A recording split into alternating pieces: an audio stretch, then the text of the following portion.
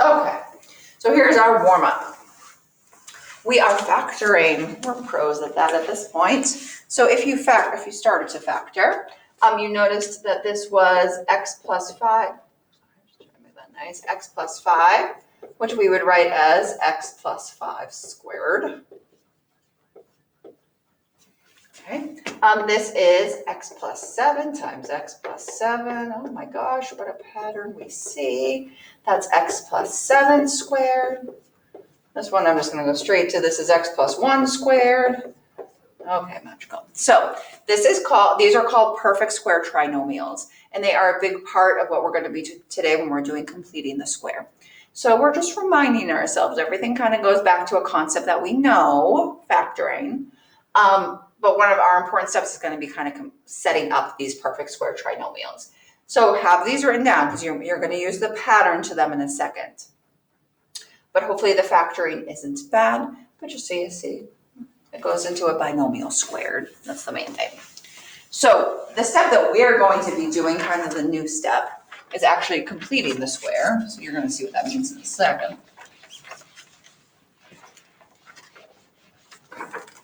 So if I said something like, hey, I have x squared plus 18x plus blank.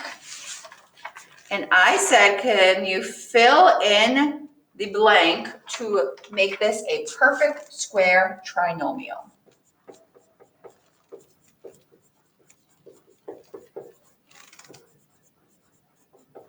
A perfect square trinomial. Can you please look at the problems we just did? Look for patterns between this linear term and the constant term. Can anyone figure out what the blank is? You can just throw it in the chat if you want. What's the blank? What's the blank? What's the blank? What's the blank? It's 81. You are correct. It's 81. Okay. Let's see this time. No, I'm not making it a trick here. It's really just seeing the pattern. And if you don't see it, I'll tell you the pattern in a second. X squared plus 12x plus blank. What's the blank on that, baby? So think about a pattern from that to that. What's the pattern? You guys are too good. 36. So if you're not seeing the pattern, because sometimes things just take a second, especially last period, what happens every time, and if you're ever stuck, you can always do this step, is we're basically taking this middle term, we're dividing it by 2, and then we're squaring it. So we're taking 18. I don't know why do I do this? I look at something and I write something completely different. Excuse me. I was thinking of what is half of 18. I take 18, I divide it by 2, I get 9. I square it, I get 81. I take half of 12, and then I square that. 6 squared is 36. So in this case, if I had x squared plus 8x plus blank, I'm going to take half of 8, which is 4, squared is 16. Just as a heads up, those are all nice even numbers. We can have odd numbers there too. So if I said take half of 3 and square that, we always want to keep things as fractions. So just as a heads up, be friends with your calculator, your fraction might know your calculator. But this one's not too bad. 3 over 2, when I square it, I would get 9 over 4. But that's going to be the main thing. That's actually what we just did. We completed the square. We completed this, so it made a perfect square trinomial. And then that's going to set us up to do some solving in a minute.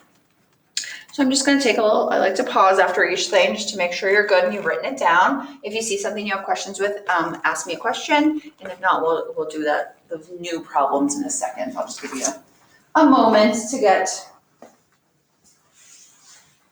caught up if you need it.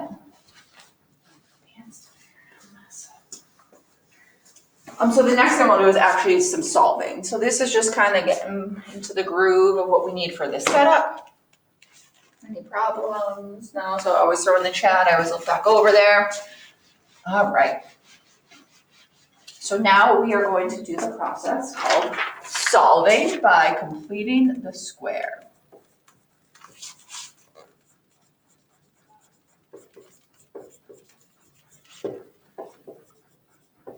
Square. All right, so here's my problemo. So we number, it doesn't really matter what the number is, but x squared plus 14x equals 32. So you guys have done stuff with quadratics. You did some stuff last year with quadratic formula and all that stuff. We're gonna do a lot more of it coming up. So this is one way to solve. I feel like a lot of times when you solve, you want things equal to 0. That is not the case here. So it's a little bit of a different setup. When we're setting up our quadratic, we want it actually set up exactly like this. So we want our setup, I'm just gonna write it as ax squared plus bx, and we want it to equal c. So we want the quadratic and linear terms on one side, and then we want equals our constant on the other. So this is actually the setup that we want. So to this setup, we're going to add something. We're going to say x squared plus 14x plus blank. So we're going to fill in that blank kind of like we were just doing.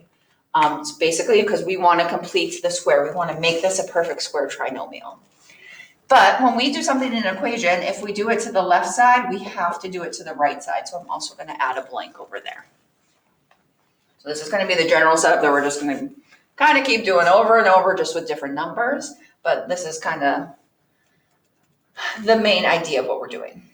So now we want to fill in the blank. So we do what we just did. We take half of 14, which is 7, and we square it, which is 49.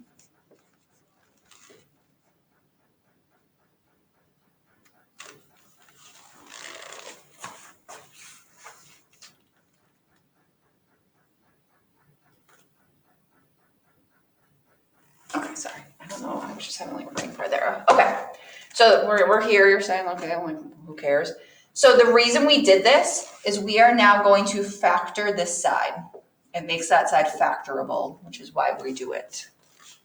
And it's a perfect square trinomial, just like we did in the warm-up. I think we actually did this exact one in the warm-up. This would factor to x plus 7 squared.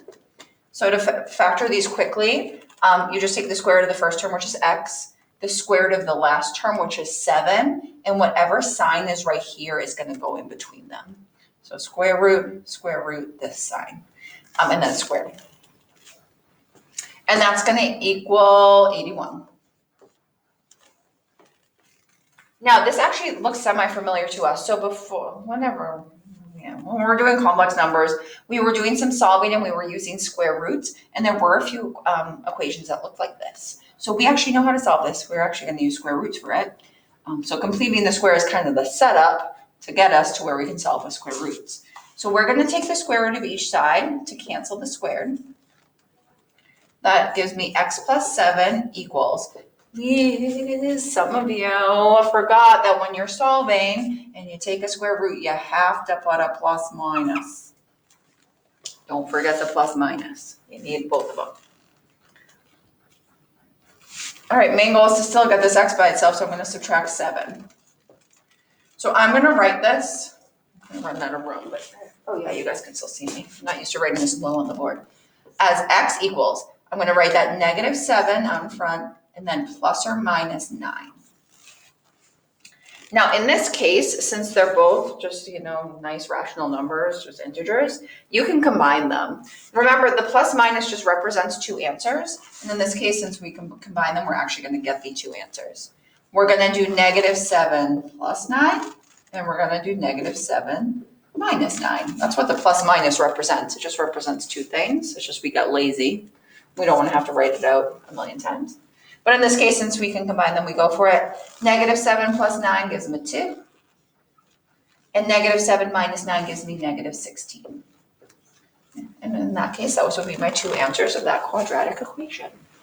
So new process, understanding, kind of just getting used to the setup, how to complete that square with the blank, and then getting us into an equation that we can solve with square roots. So I'll leave that up for a second again. If you see something or you need me to clarify anything, just let me know. We're going to do 2 more with you, and then I'm going to have you guys try one and kind of see how you're feeling.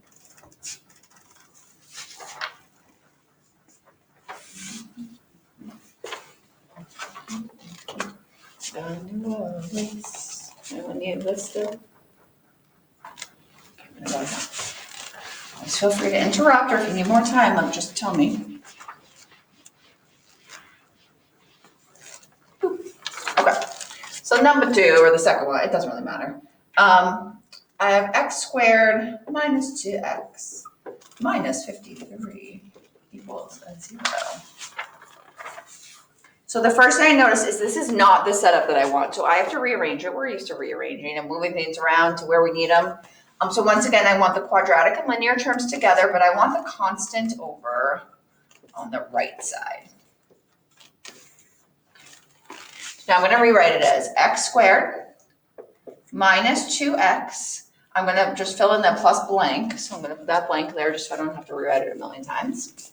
And then on this side, we have 53 plus blank. So that's what we want it to look like every time. Quadratic and linear terms on one side with the blank, and then constant on the other side with the blank. So now we have to fill it in. Take half of this, which is 1, squared is 1. Okay, magical. We're going to factor this side. So that's always the main goal of filling in that number, is to make it factorable and to make it a perfect square trinomial. This would be x, would be 1, and we would put that minus squared equals 54.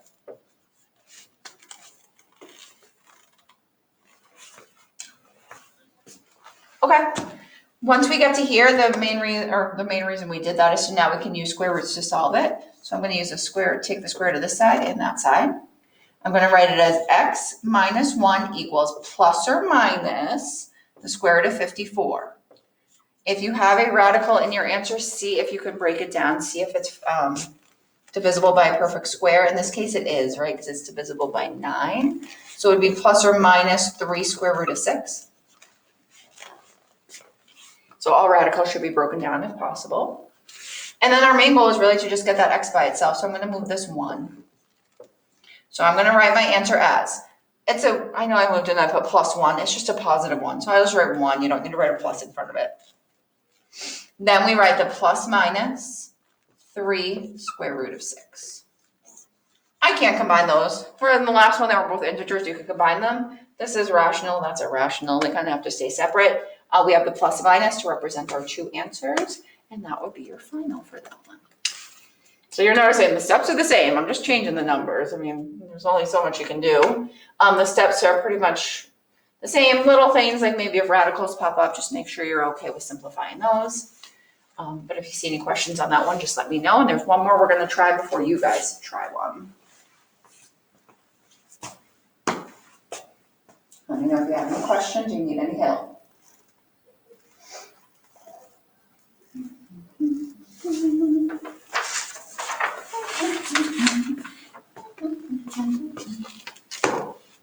Okay, so let's try this one. This one's going to be, there's one thing at the beginning that's a little different. You know, you can't make it too easy. You got to add things in. Okay, so here's our original equation.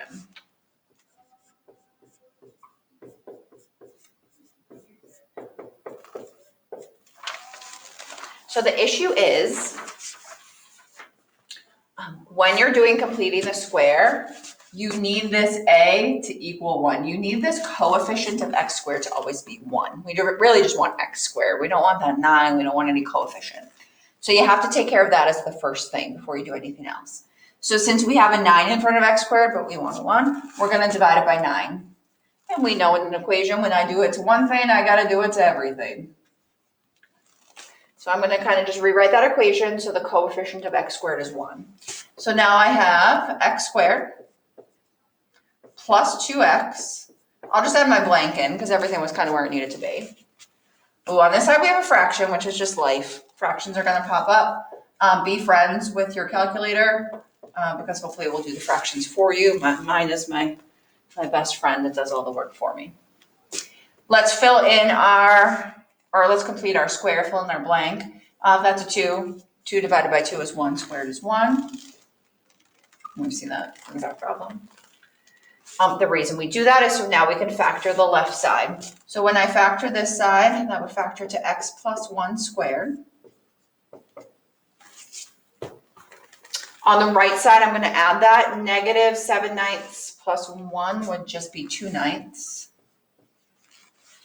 Once again, if you're not a fraction fan, like I don't blame you. They're just kind of annoying to think about them sometimes. So feel free to use that calculator, and if you don't know how to use your calculator, let me know and I will help you. So the main reason we do this is so now we can solve using square roots. Okay, so as I'm simplifying this right side, the first thing I'm going to do is put a plus minus. Don't forget it. I see a fraction under a radical, grossness. So I'm going to, whenever that happens, I'm going to take the square root of the top, which is just the square root of 2, over the square root of the bottom. But the square root of 9 is just 3, so that's actually not bad. That worked out okay because now we don't have to deal with any radicals in the bottom, and life is good. Okay, so we can't really do much more to that side. So the last thing we have to do is just subtract 1. So I write my final answer as, I put this -1 in front, and then the plus minus 2 over the square root of 3. So there's one thing I want to show you. It just depends where you look. Like literally for the problems we're doing today, the answer key is already posted. It's more like it was just for practice. This is a perfectly fine way to write an answer, but a lot of times, especially with this computer generated stuff or on certain, I don't know, just depending where you look, they write the answer a little different. So I'm just going to show you both ways, just so if you see it in the future, you're like, what the heck is that? So we just wrote our answer as -1 plus or minus, oops, why do I do this? I just write things backwards. Oh my gosh, what is wrong? Sorry. I did that in my last class too. It must just be something in my brain. Okay, perfectly fine answer. You put that, you're good. But there's another way you can write it. Basically what happens is you make one big fraction over 3. So you would still have the square root of 2, you'd have the plus or minus. But what they would do is to make that, if it's a fraction over 3, they would make that a -3 because -3 over 3 is -1. So sometimes you'll see it written like this. Having this as an answer is perfectly fine because they mean the same thing, right? It's just in this one, you divide out -3 over 3 as -1, and then you put that by itself, and then this one is 1 fraction. So just as a heads up, if you have this, but you see this is an answer, this is still right. So I just didn't want you to be confused if you were looking at an answer key in a few minutes. Okay, so hopefully we have the general idea done. Obviously we have a lot more practice because we still have some time today and we have time tomorrow to basically become wizards of completing the square. So I'm gonna have you guys try one just to kind of see in general, like how are you feeling with just the basic steps? Is there anything you're confused on as you're working on your own? Is there anything, I don't know, that just isn't making sense? So I'm working off of the worksheet that's posted on Google Classroom. So if you printed it, this is number 1. If you haven't printed it, then just label it as number 1. But we will be kind of skipping around on this in a few minutes. So you guys are going to try number 1. The equation is r squared minus 16r minus 36 equals 0. So right now, if I said, hey, can you solve that by completing the square? Can you do your best to attempt that? If you have any questions, you can either just chat over here or turn your mic on, and I'll be happy to answer them, but I'll give you, I don't know, 2 or 3 minutes. Can you do your best to solve number 1?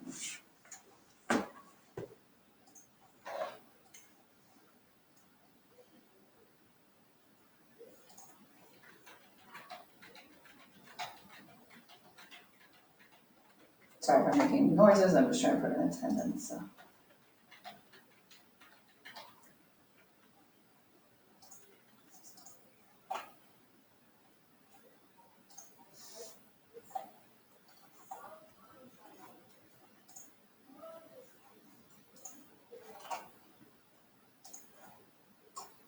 Mrs. Sherman? Yeah, what's up? I came in a little late today. Oh, okay. Thank you.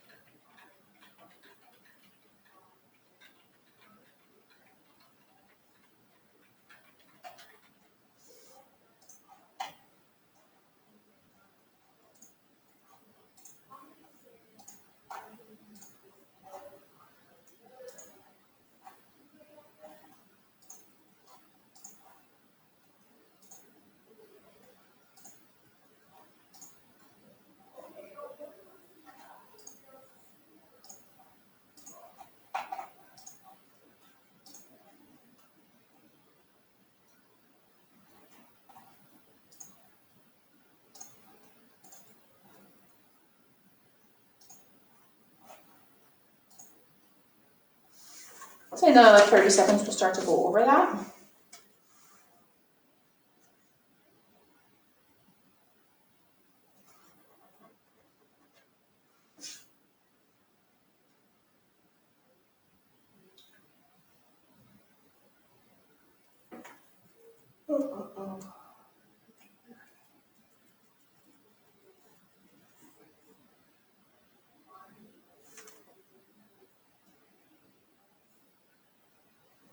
All right, so let's look and just see how far you got, what you got, what I got, does it match, or if you have any questions, all that fun stuff. So the first thing I notice is I need to kind of take care of the setup. I have to move this constant over to the right. So I'm gonna label it as r squared minus 16r. I'm gonna put that blank in so I can complete the square in a minute.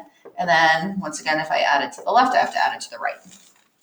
I figure out what the blank is. I take that 16 divided by 2, which is 8, square that, so that would be 64. Okay. The whole reason we do that is so we can factor the left side. So factor it, and it would factor to r minus 8 squared, and that would equal 100. So once you get to there, we now solve with square roots. We're going to take the square root of each side.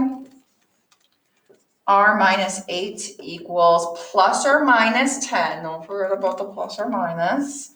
And then we're going to move that constant, that 8 over. I'm going to rewrite it as just 8 plus or minus 10, but we can combine those, right? They're just integers. So I'm going to actually split it up and do 8 plus 10 and 8 minus 10 to get my two answers, and they would be 18 and a negative 2. So just as a heads up. So you guys just try that one, so just kind of check in and see how you did. If you have any questions, let me know. I'm going to skip around a little bit on here, so feel free to throw any questions in the chat or just throw your mic on. So I'm just looking and I'm just going back. There's a few things on here that I wanted to point out to you. So ones that maybe if you just saw right now might confuse you a little. Or just something maybe we haven't seen yet today. So I'm going to skip around a little bit on here, and I'm going to do numbers 5 and 7. And then I'm going to give you guys 3 to kind of wrap up with. So just as a heads up. So let's start 5. Or are there any questions? I don't see any. So I'm going to kind of move on. There you go. So once again, 5 and 7 just have like quick little things that aren't necessarily like super hard, but maybe just a little different.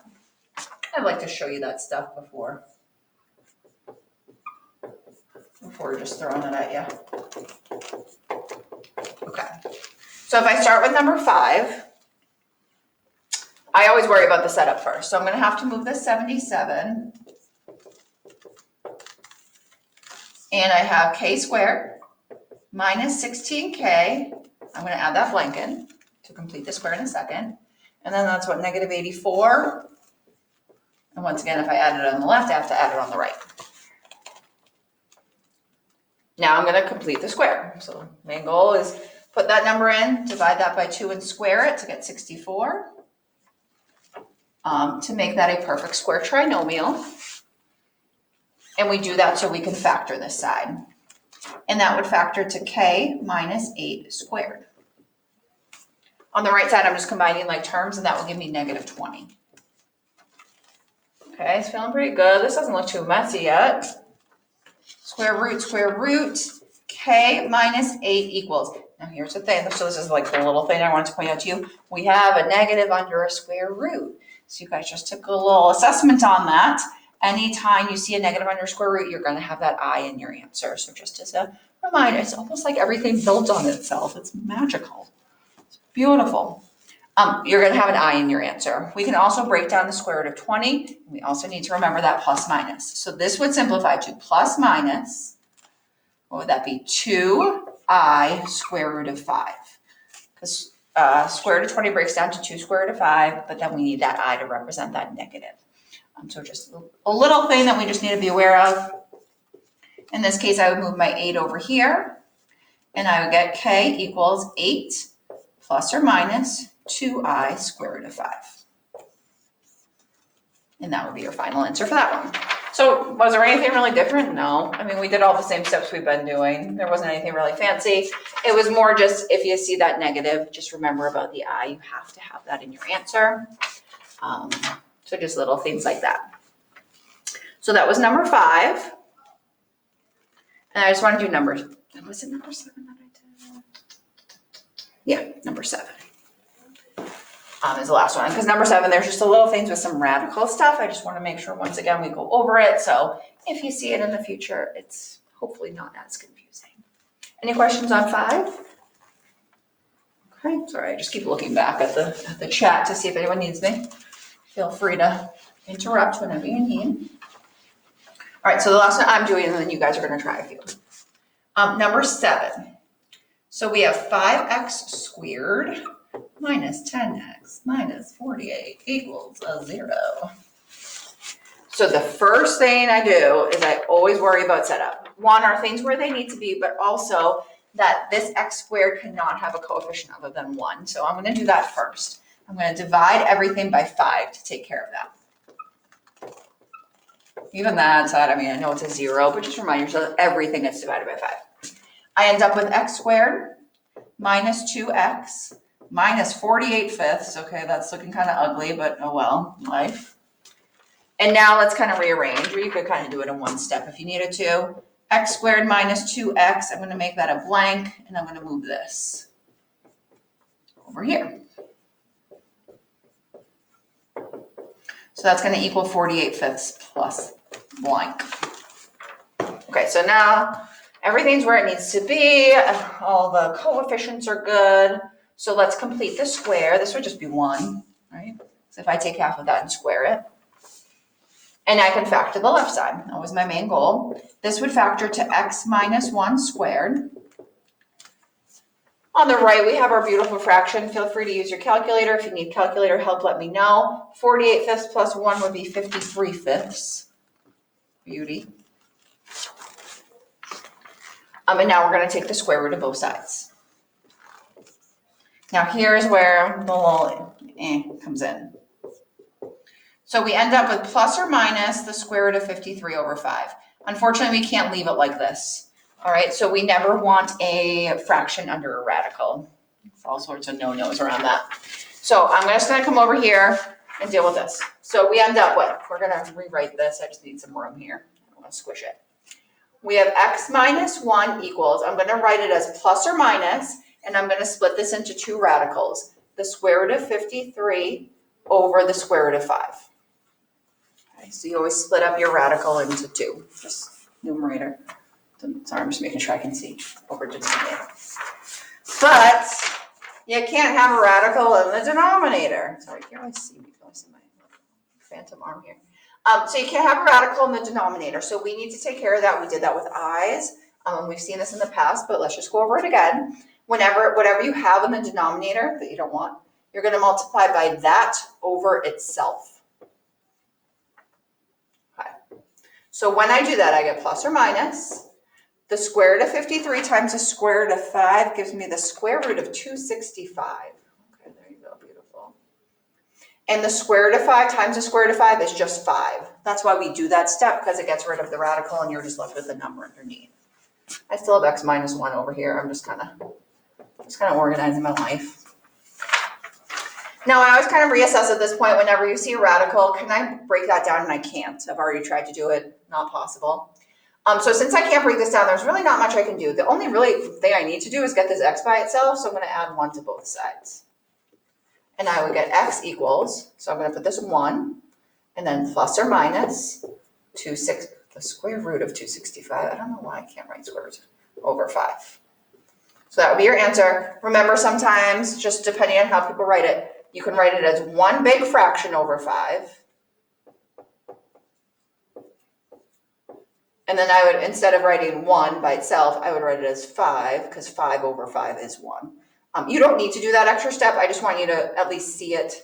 So in the future, if you see something like that, you know that these are actually the same thing, because 5 over 5 is 1. You could just do that over that.